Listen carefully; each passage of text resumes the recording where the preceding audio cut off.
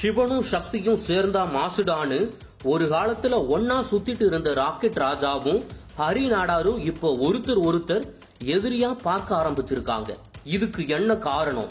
எதனால ரெண்டு பேருக்கும் இடையே பகை வந்துச்சு? அதனால ஏற்பட்ட பிரச்சனைகள் என்னன்னு இப்போ விரிவா பார்க்கலாம் வாங்க. பொதுவா மத்தவங்க கிட்ட இருந்து தன்னை வேறுபடுத்தி காட்ட நினைக்கிற எல்லோரும் தங்களோட தோற்றத்தை வித்தியாசமா மாத்திப்பாங்க. அப்படி கழுத்துல கிலோ கணக்குல நகைகளை மாட்டிக்கிட்டு தன்னோட தோற்றத்தையே மாற்றி பந்தாவா வலம் வந்தவர் ஹரி நாடார். சரசரமா நகைகளோட நாடார்னு கழுத்துல பட்டையா போர்டு மாட்டிக்கிட்டு கவனம் ஈர்த்தவர் தான் இந்த ஹரி நாடார்.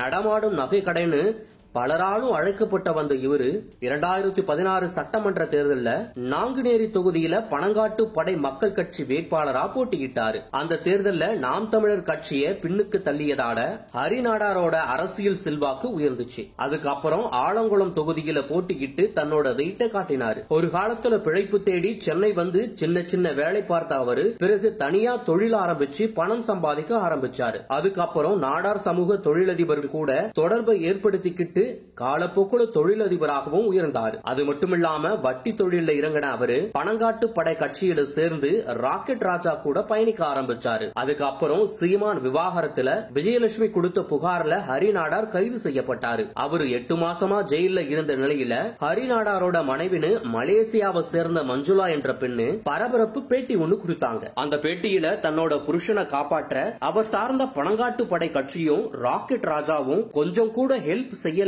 பரபரப்பு குற்றச்சாட்டை முன் வச்சாங்க. இதுக்கு நடுவுல ராக்கெட் ராஜா பேரை யூஸ் பண்ணி ஹரி நாடார் கட்ட பஞ்சாயத்து வேலைகளை செஞ்சதா புகார்கள் எழுந்துச்சு. அது மட்டுமில்லாம ராக்கெட் ராஜா பேரை பயன்படுத்தி சில மோசடிகள் செஞ்சதாகவும் புகார் எழுந்ததால ராக்கெட் ராஜாவுக்கும் ஹரி நாடாருக்கும் இடையே கருத்து வேறுபாடு ஏற்பட்டுச்சு. இதனால அதிருப்தியான ராக்கெட் ராஜா ஹரி நாடார தன்னோட கட்சியிலிருந்து நீக்கி அதிரடி காட்டினாரு. கட்சியோட கட்டுப்பாட்டை மீறியதோடு கட்சியின் நற்பெயருக்கு களங்கம் ஏற்படுத்தியதால கட்சியை விட்டு நீக்கினதா ராக்கெட் ராஜா அறிக்கை விட்டு ஹரி நாடாருக்கு அதிர்ச்சி கொடுத்தாரு. இதற்கிடையே பெங்களூரை சேர்ந்த வெங்கட்ராமன் என்பவருக்கு குறைஞ்ச வட்டிக்கு கடன் வாங்கி கொடுப்பதாக 16 கோடி மோசடி செஞ்சதா ஹரி நாடார் கைது செய்யப்பட்டு பெங்களூரு பரப்பன அக்ரஹார சிறையில அடைக்கப்பட்டு 3 வருஷம் கழிச்சு ஜாமீன்ல வெளியே வந்தாரு. வந்தவுடனே பிரபல யூடியூப் சேனலுக்கு பேட்டி கொடுத்த அவரு தன்னை ஜெயில போலீஸ்காரங்க நிர்வாணப்படுத்தி தாக்குனதாகவும் அதுக்கு ராக்கெட் ராஜா தான் காரணம்னு சொல்லி இருக்காரு. அது மட்டுமில்லாம தனக்கு சொந்தமான கார் உள்ளிட்ட சிலவற்றை திருப்பி கொடுக்காம ஏமாத்திட்டதா பரபரப்பு குற்றச்சாட்டை முன் வச்சிருக்காரு. இப்படி ரெண்டு பேருக்கும் இடையேயான புகைச்சல் கொஞ்சம் கொஞ்சமா அதிகரிச்சுக்கிட்டு இருக்கு. ஒரு காலத்துல அண்ணன் தம்பி மாதிரி ஒன்னா சுத்திட்டு இருந்த ரெண்டு பேரும்